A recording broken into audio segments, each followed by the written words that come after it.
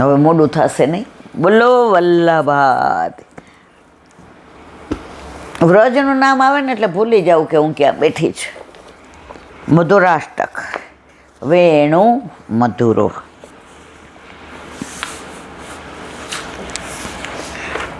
દેવા કપૂર જળઘરિયા વલ્લભના. એને સંગીત બહુ ગમતું,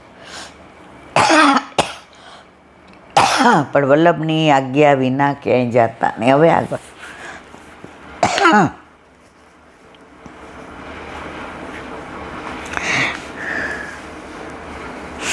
એકાદશીનો દિવસ હતો. પ્રયાગથી એક વૈષ્ણવ અડેલ આવ્યા. ક્ષત્રિય જલઘરિયાએ પરમાનંદ સ્વામીના સમાચાર પૂછ્યા.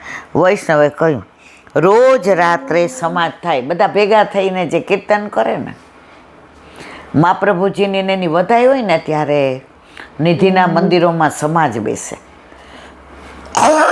એમાં ચોતાલ ને ચોકડા ને બધા કીર્તનની રમઝટ થાય. નાનપણમાં બહુ કર્યું. હવે મજબૂરીને બીજું નામ મહાત્મા ગાંધી.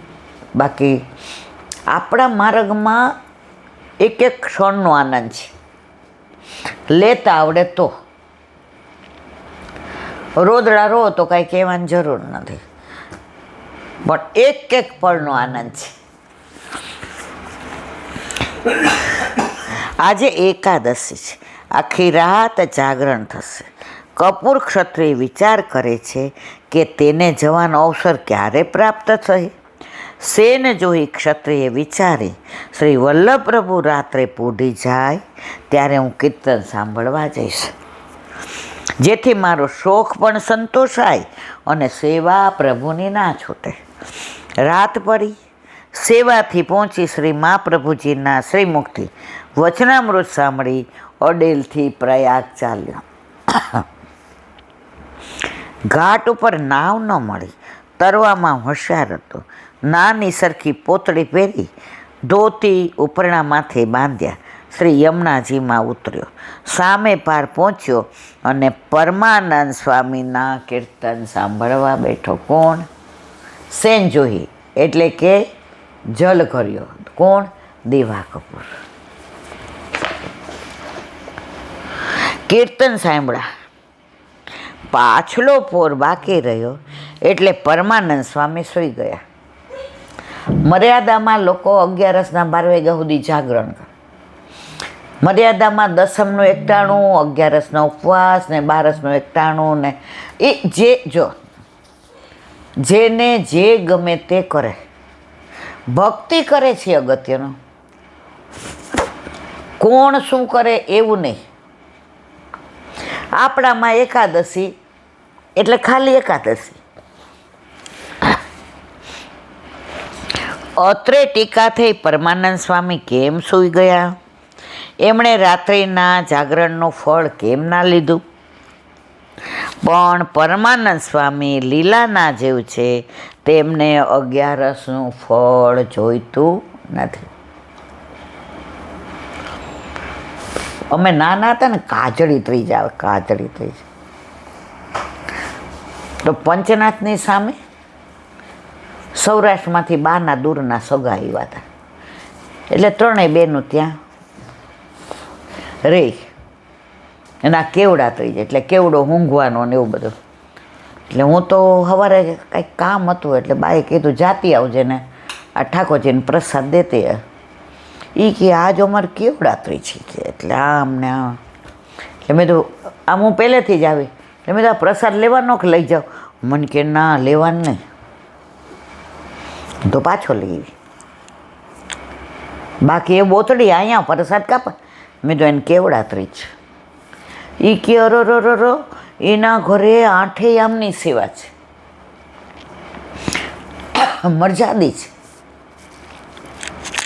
એમનું જોઈ જોઈને તો અમે શીખા. મને કે ત્રણેય, મેં તો એવી મને ખબર નથી, તો બધી પંચાયત કરમાં મારી યારે. એને પંચાયત નહોતી કરવી. એને બીક લાગી, આને દુસંગ કોનો લાગ્યું અહીં આવીને. એટલે સેવા પહોંચીને એ કાંઈ કોકને દેવાનો તો મને યાદ નથી, કોણ ત્યાં દૂધ લેવાનું, એટલે ગઈ ને તો ગઈ ત્યાં. એ કે કેવડા ત્રીજ કોને છે? એ કે આમાં ત્રણેયને.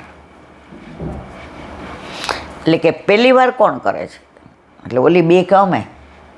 ઓલી કે અમે તો વર્ષોથી કરીએ, અમારામાં તો કેવડા ત્રીજ આમ તેમ. ઓલી બેને કે હાલો બટા ઘરે મારે કામ છે.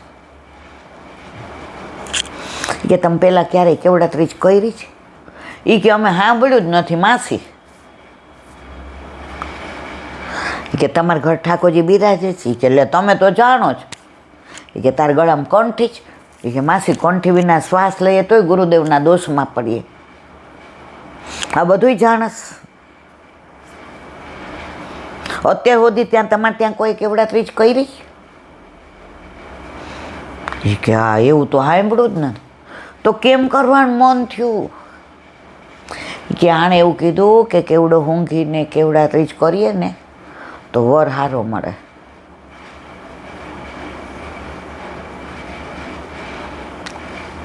આપણા ઠાકોરજી ઉપર વિશ્વાસ નથી, કેવડા ઉપર વિશ્વાસ છે. આ દુસંગ લાગતા વાર નથી લાગતી. કરવી છે બેન કેવડા ત્રીજ?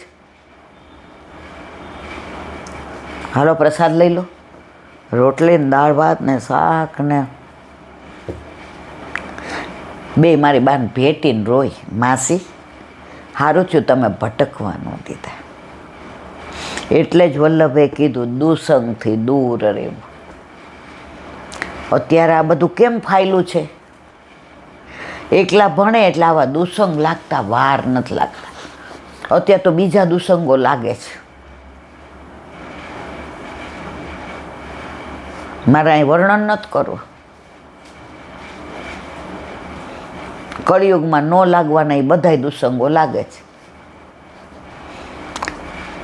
ઘરમાંથી સ્વતંત્ર મોકલા છે, પણ અહીં આવીને સ્વચ્છંદ થઈ જાય છે. અને પછી ભટકી જઈએ પછી ન ઘરનો કે બહારનો. સમજી ગયા? કીર્તનનું ફળ નથી જોઈતું. હજી શ્રી આચાર્યજી અને શ્રી ગોવર્ધનનાથજીના દર્શન થયા નથી. જ્યારે શ્રી મહાપ્રભુજી શ્રી ગોવર્ધનધરના દર્શન કરાવશે ત્યારે પરમાનંદ દાસને લીલાનું જ્ઞાન. જીવ તો પુષ્ટિનો હતો ને.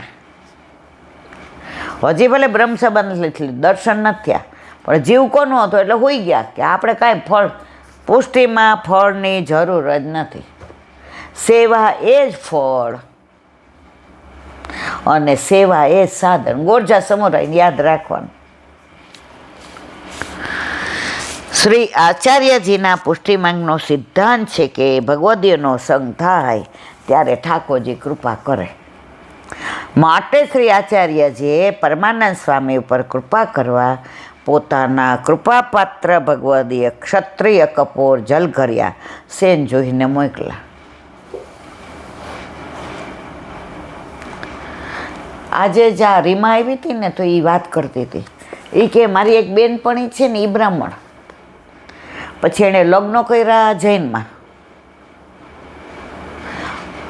અને પ્રભુએ એવી કૃપા કરી.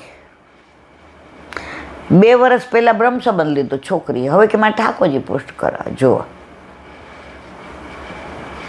જે જીવ જેનો હશે એને તાણશે, તાણશે ને તાણશે.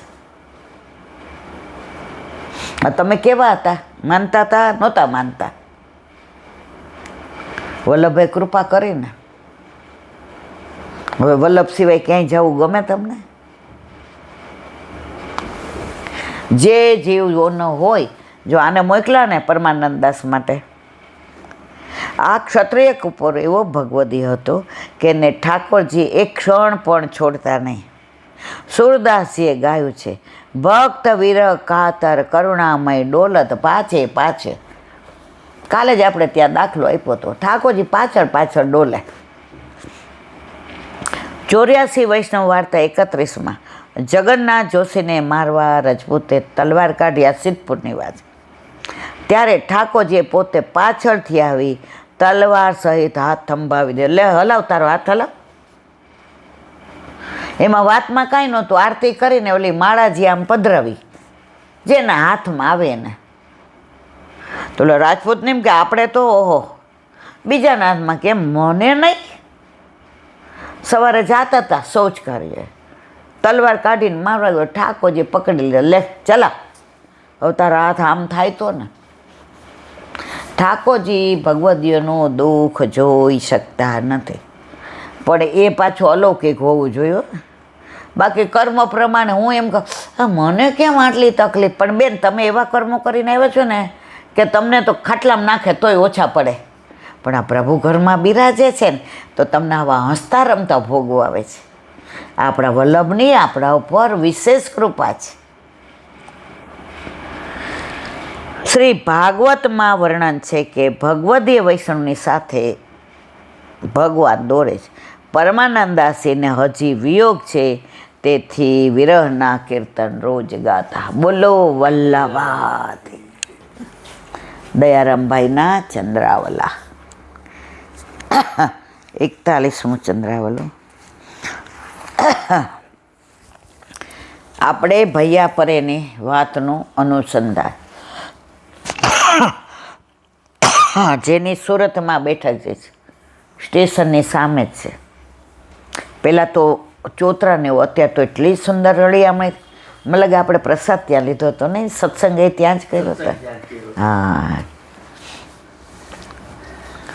ખરેખર વલ્લભ એટલો કૃપાળુ છે, ક્યાંય બાકી નહીં, જ્યાં હોય ત્યાં આપણને લઈ ગયા છે.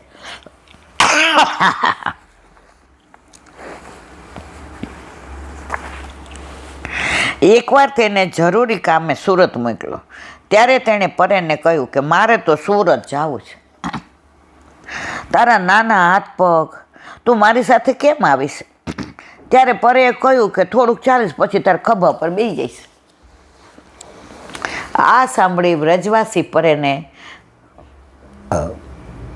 સાથે લઈને સુરત જવા નીકળ્યા. સાંજ થતાં મુકામ કર્યા.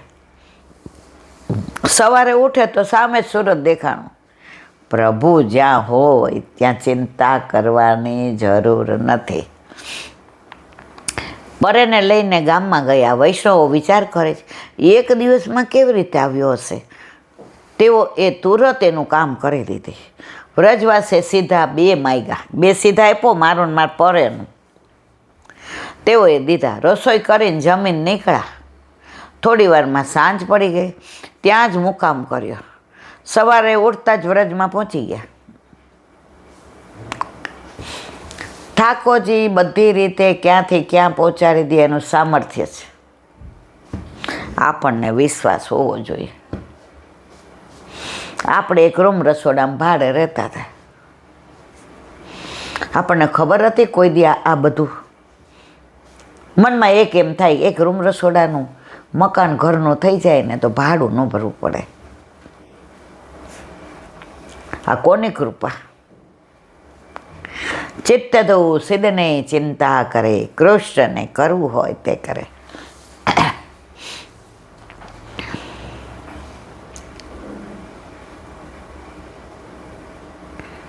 સવારે ઉઠતા જ વ્રજમાં પહોંચ્યા. જઈને ભંડારમાં સામાન મૂકીને 2 સીધા માંગ્યા.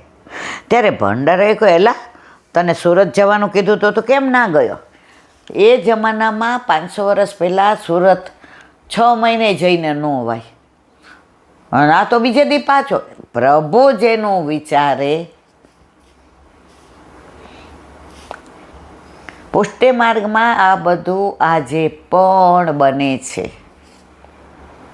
પણ આપણામાં ચમત્કાર નથી, સાનુભાવ. તમે બીજાને કહો એટલે સાનુભાવ ગયો, સમજી લ્યો. ભલે આપણે અપેક્ષા રાખીએ છીએ કે સાનુભાવ થાય, પણ હજી થતો નથી, કારણ કે આપણી લાયકાત નથી.